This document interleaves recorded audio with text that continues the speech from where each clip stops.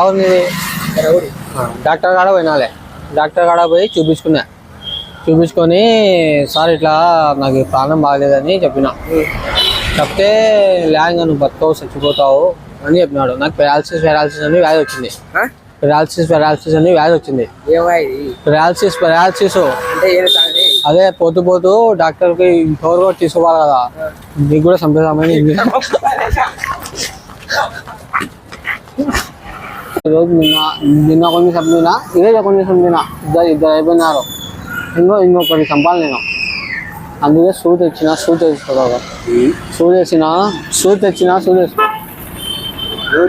నీకే